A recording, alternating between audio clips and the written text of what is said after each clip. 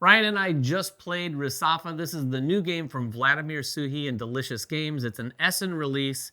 We've had the opportunity to learn it, and just having played it, I think one of the big takeaways here is I do think this falls more closer into the medium weight for him compared to some of the other more recent ones he's had, like Evacuation. Yeah, I don't think it's as heavy as Evacuation or even Underwater Cities, even though it does share a little bit of DNA with his past games. Yeah, you're definitely going to feel his touch in this game. But we have it here set up, and there's a lot of different things you're going to see. This is a very Euro-looking game for sure, and it is about you're going to be moving around doing trades out here on this map.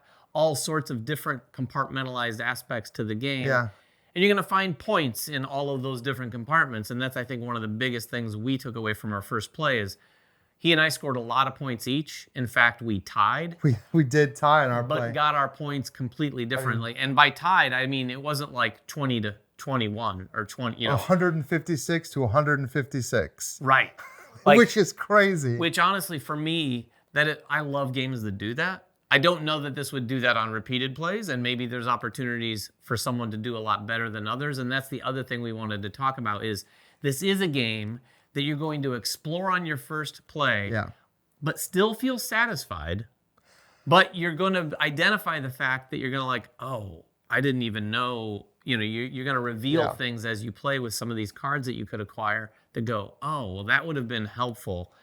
Maybe I'll do that next time and go a completely different route. Yeah, I think we always like to talk about when we do these Just Play, it's kind of who the game is for. And, sometimes we save that, but I'm going to lean right into it because right off the bat, David nailed it. This game has some of the most satisfying turns I've had in a game. And part of the reason it's so satisfying is because of the card play. Every card in your hand, and you're going to have 3 cards in your hand at any given time. Every card has a color and an action, but they're double-sided. So when you're looking at your 3 cards, you're actually getting access to 6 possible things you can do on your turn. Well, and the combinations among those 6 actions are even more with the colors. And then they combo with these different colors because when you're playing a card, you're getting to do one of the color actions. And that is it's not quite like Underwater Cities, but you do get there's no matching here, but you do kind of want to play specific cards in certain sequences with certain colors because those color bonuses are going to give you access to taking a specific action that is either going to get you a card of that same particular color or move you up this track of that particular color. Each one is either going to get you, you could get some of these cards that are all like one-time bonuses, and those feel very appealing early on because you're like, I can take a card and do something. They're very appealing, particularly compared to the alternative going up these tracks, which at the beginning of your first game, you're like, I don't really know how good that could be.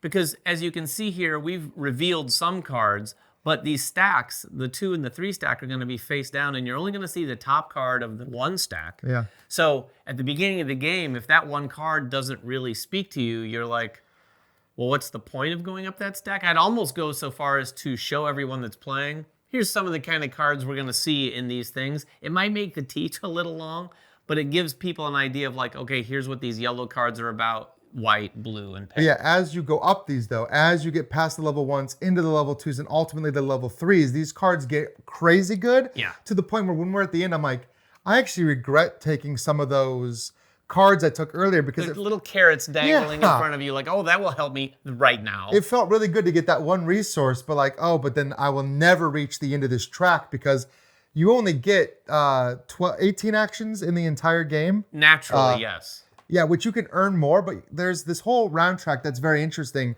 You're going to play through your hand, which is, your deck is 6 cards. The first round, you're playing through 3 of them. The second round, you've only got the 3 left, and then they come back to you, and then you do that process again. Each one of these cards has the action printed twice. So you can do each action maybe 2 times during that whole 6-card phase. And that too kind of, it feels really satisfying when you're doing them. You're like, I want to do these actions, but you're not really thinking about what you're not doing because you're burying effectively the other side of the card. Right. If you are very tactical like I am and you're thinking, what do I want to do this turn? And you're not thinking about what you want to do in the next turn, or not even just the next turn, but still yet this round, you might have played both of your cards. For instance, I have the 2 cards in my deck that allow me to build buildings. Yeah. If I played them for this for whatever reason, I'm not building buildings Yeah, the whole round. for the rest of the entire round, which is 1/3 of the game effectively. But just to illustrate, here are 2 cards in my deck that build the buildings. And everyone actually has a slightly different deck at the beginning of the game. All of our action combinations are the same, but the colors are not. Yeah, so this, when I played either of these cards, I could do the build a building action and take one of these colored actions. I've got the blue and the white. So, like Ryan said, when you're playing one of these cards, you can do this in any order. I could take the build a building action first, or I could take the blue action, maybe get a card that's going to help me build the building, maybe go up on this track, do something like that. But when you build a building, it's kind of the off the board that you can't see portion of the game. Everyone's going to start with 2 production or workshops, and then you're going to build more from these piles, getting access to one of those piles sort of mid-game, if you will. But those are going to be used primarily to gather resources with yet another action, which is production, where you're going to play that card, use the production of some of your workshops, and you can actually grow that over time so that when you produce, you can produce at more workshops. But you're going to get a lot of resources, generally speaking, from this. This is not a game like Woodcraft, where it felt very tight on resources. You can do one action and go, boom. Yeah, but you need a lot to do a ton of resources and then say, okay, next action I'm going to go here and build a canal, or go out here and build this, or add some gardens to my landscapes. Yeah, and one thing too, with those actions, and the board is kind of divided up based on what action you're taking. Every action feels satisfying, at least for our first experience, our first play. Everything you're doing feels satisfying, and there is a little bit of a puzzle to everything you're doing. So when you're taking those buildings that David talked about, you can take them on the front side, which is going to give you some kind of production action, or you can flip them over to the back, which is going to give you maybe one production action, but also increase the total number of production actions you can take. So there's a balance. If you're building a ton of buildings, you get some that produce, some that add extra production. Your basic card gives you 2 production actions, but maybe you're taking 4 or 5 based on how you built. And then coming out here and doing this trade lets you look at the goods that you've got on your player board, and you can come out here and buy and sell goods. So again, there's a puzzle there of what goods do I have? Where can I go buy goods for cheap? Where can I take them to sell them for a huge profit? And that, again, feels like a very satisfying puzzle. Yeah, this is very satisfying. In a lot of games, when you see a map like this, you feel like, okay, you're probably going to spend some time over a couple turns plotting along. Yeah. In this one, it lets you, if you have the money, you can effectively go anywhere you want on this map as long as you have enough money. And then you can even sort of, if you go buy Resafa, you can go there and get some of the resources off your board, loading them onto your camel. Literally, by the way, which is the camels very are kind of cool. They literally will hold your resources in the little slots on their back, which is pretty. It is very cool. And it's, again, there's a lot more to this, but you have to actually upgrade your camel so that it can actually carry X number of goods. Your camel can only carry one type of good at any time. And then when you go and take a trade action, you're effectively moving over here, picking some stuff up. That's one trade action. Or moving over here and selling some of those things. And again, that feels very satisfying, and that's another puzzle. And then buying the gardens. When you buy a garden, it comes over onto your player board. And when you build these buildings, you can't see them, so we'll have to use some photographs. But you build them kind of touching diagonally so that these garden tiles can go in between them.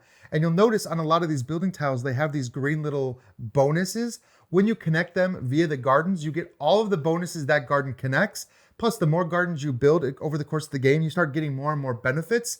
So again, that kind of feels like a really satisfying puzzle of placing them down, and you're getting a bunch of stuff. You're getting a bunch of points and resources. Yeah, it almost triggering bonuses. It feels the same sort of experience you'd have with a general tile laying game. All the bonuses and things as you play. Now, again, with that said, all of these actions, through the 3 effective rounds, broken into sort of 6 sub-rounds, if you will, you're only going to get to take any one of those types of actions. The trade action is going to happen, a total, generally speaking, unless you find some other opportunities maybe to 6 take times? 6 times. Because you have 2 of those trade actions, and you're going to see those 3 times. Now, there are some ways to kind of mitigate that. We'll talk about in a second, but I do want to talk about the last puzzle of the game. The canal? The canal. And this is maybe, I think, for me, the most interesting puzzle. And we both did this quite a bit, and that's over here. At the start of the game, these water droplets actually kind of start outside of the canal. And as you build these canals, you get to manipulate these water droplets and actually kind of send them down through the canal to the bottom. And you're trying to kind of build a path with both all the players' tiles. We played in a 2-player game. I imagine in a 4-player game, on the other side of the board, there's more spaces. But it's going to like literally kind of like a puzzle, trying to place these tiles in a way where even if David has to move them, he's forced to move them through my spaces to give me points, or David puts them in some really good spots where I had to give him points just by the necessity of me dropping this down, which is something that happens at the end of every era or round or whatever you want to call it. There's a range scoring phase that triggers all of this. This also just feels so satisfying of like, oh, is there a way I can divert this water away from David so that when it drops, he's not getting, some serious points from that? Yeah, that definitely feels like a very interactive puzzle. Probably one of the most interactive aspects of the game, honestly, because like Ryan said, you're able to, like Ryan mentioned, I placed these two here after he had done this so that I knew he was going to have to move down through me because I knew he wanted to trigger this as well. But even then, you might place a tile and Ryan might say, you know what? I'm going to forego my last one and move it over here because it's going to give you 3 points. It's only giving me 1 point. So that's still better net, off. right? So I think that, that is a big point of interaction. There is one more point of, 2 more points of interaction, I think that are, 3, really. One of which is the cards, because all of these cards, either these permanent cards down here or the cards that are off to the side that change every round, definitely kind of a race to get to these. In terms of jumping on what you need or want. Yeah. Because you could plan a turnout and you could say, okay, I'm going to play a white colored card and I'm going to take this card that gives me the extra camel so that I can load my goods. But then, of course, David's going to do the same thing. And now when you get around to your turn, you're going to go, it might have been that vital piece of your puzzle. Like your turn might have hinged on that one little thing. And if someone else grabs it, then you're like, okay, can I do this somehow else? The answer is probably not. If you were reaching out to like one little random action on one of those cards, it was probably vital to your action. So then you have to kind of like go, okay, well, maybe I'll play it for this. It is a really interesting game. One thing I wanted to talk about are the variety of these cards. Like we said, the cards off to the side, they're all good. They're all good. They're all very sort of like opportunistic during the game sorts of situations. With that said, when you get those, you can hold them in your hand. You don't have to use them immediately. Now, there is a hand limit of 5 cards. That includes the 3 cards that you're generally going to have from your deck, and then maybe up to 2 of those. Okay. You can also get some sack cards, which are effectively generic versions of those cards. But these cards down here do different things. And they change the game. They change the game, and some players are going to go deep on some of the colors, maybe not others. These yellow ones actually are cards that all replace a card in your deck. So you're going to look for a card, and like this one has a counterpart in my deck. I would replace it with this. This one here with the question mark, though, I can use it to replace any card in my deck. And then when it comes up, I can do whatever I want. Right. I can do whatever the actions. And the level 3, if you can manage to get that far, give you 2 different actions you can take. So that is one way to kind of cheat the system and get to take 3 actions around, or even, multiple different actions on your turn. However, I will say, getting to the end of one of these tracks is a lot. If you can tell, David kind of put all of his effort into going up this pink track, which is in-game scoring, barely even moved on some of these other tracks. Yeah. I mean, you have to really commit to going up a track. But I do like that there are other ways to go up these tracks. There's one last action we didn't talk about, which is, it feels like a throwaway action. The provisions. It's called provisions, and it just gives you a color action again, but for any color. But that can be really useful. If I'm racing David for a thing here, and he thinks, okay, well, there's no way you're moving up 2 spaces, I could use a blue provision card and move up 2 and like snake the card that he was trying to take. So there's possibility for some big turns with those, but in general, you got to really decide, I want to focus on this track, or I want to focus on the pink track and get the in-game scoring.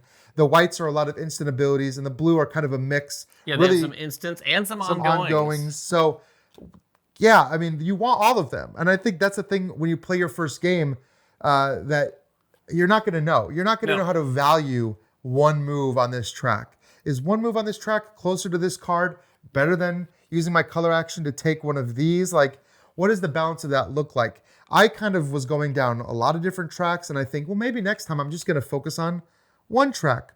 Can you win if you don't get any in-game scoring cards and you just do a lot? Well, you know? got fewer than me, I did get one fewer than you. but we tied still. Well, yeah, and this reference is something that you talked about earlier, where you talk about a game that's strategy versus tactical. And I think we're different gamers. You like strategy. I lean into long-term strategy. I got a lot of in-game cards that trigger for specific things, like putting trading posts out. You got some in-game cards that were just flat out points. And you got a lot of points during the game. You were like looking for opportunities. You built some of these things to get a lot of points. You got a lot of canal points. You'd be like, okay, I'm going to produce and get a lot of points. You build a lot of gardens for points. So you got a lot of points. And when we went to in-game scoring, you had a lot of points. Yeah, I was well ahead. But then, in a couple categories, you were able to catch up. There's a lot of different point scoring opportunities, especially even in end-game scoring. There's a lot of things you look at. And this trading on the board, like there was a point when David was like way ahead of me, and it's like, how are you going to make up these points? But some of these trade tiles, when you do it right, when you go buy cheap and then find some place to sell, like I sold these amphora vases at a place that I got 20 points from that one trade. And it was the last possible trade I was able to make in the game with my last trade action. It got me 20 points, which made that up. So I think that there is room for both, which I'm saying that because that's rare in a game. It's rare that I can really focus on trying to build these big actions and get 20 points at a time. And you could go 5 here, 5 here, 5 here, 5 here, and we end up in the same place. That's pretty crazy. Yeah, it does a lot of different things. And I would say, in terms of, again, to touch on who it's for and who it's not for, if you're a Euro fan, obviously. But what I want to add to that is, and we've seen a number of Euros this Essen time frame that feel this way to me, that feel like, I don't know that I would describe this by citing other games that I know. Like, this feels pretty unique. It does feel like a Suchy game, though. Like, yes, it does feel, but just in a DNA standpoint, I wouldn't say, oh, this is a lot like this game of his or that. I mean, sure. Suchy does a lot of, he does that very well. Games. He does a lot of different games. But I do feel like this is a very fresh sort of feeling game that has some areas that might be somewhat familiar.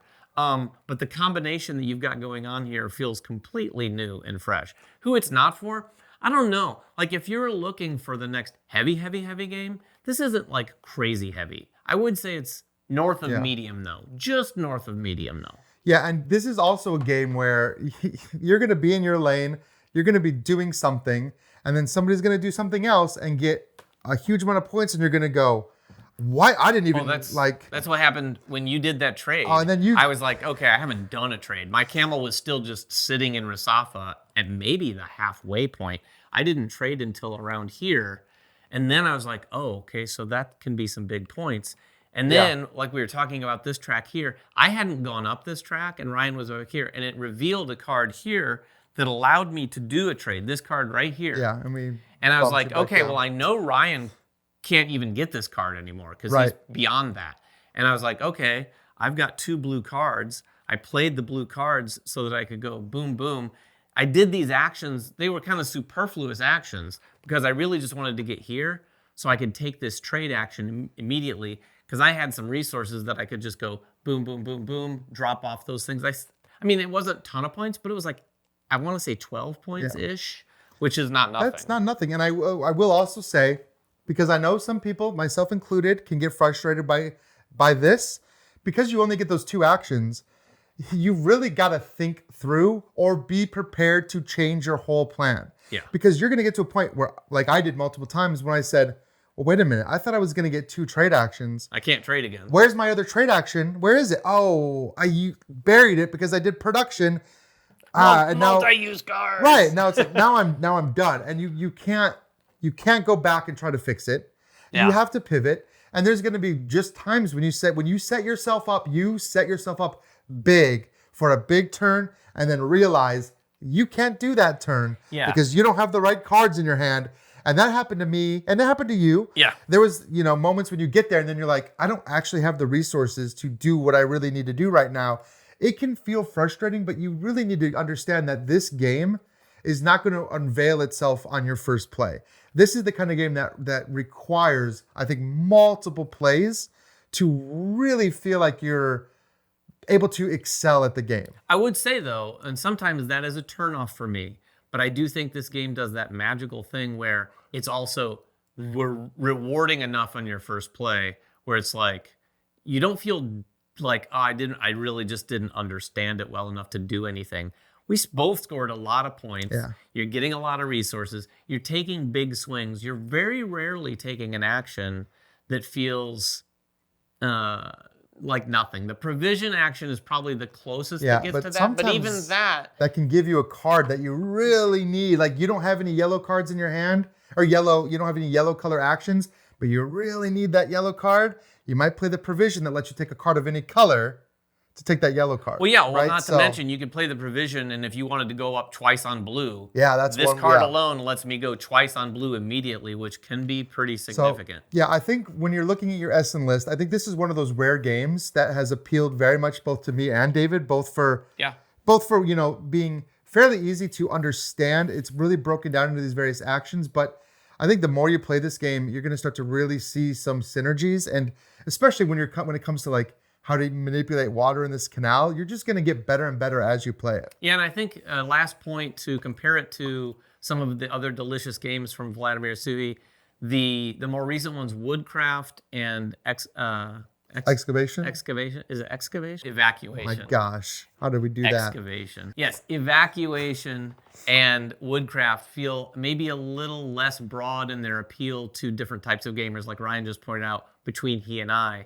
I think this one is one of those things that's like, we both really enjoyed this. Yeah. Whereas I think you enjoyed Evacuation a little bit more than I did, and I think I enjoyed Woodcraft a little bit more. Even though Woodcraft's crazy tight and not usually the kind of thing that is my jam, I did enjoy that more. Also, for me, one last look at the board. I never thought I'd be nostalgic for a Euro. For a Euro that was just beige and brown. Very Euro. I'm happy that so many are not, but it also fits. This was takes place in the desert. Like this was a real city. So I do appreciate how Euro-y all of this game looks and feels. For sure. So that is Resafa. If you have any questions about it, please make them in the comments below. We'll get down there and answer whatever we can. Until next time, though, make sure everyone has fun at the table, and we'll see you then.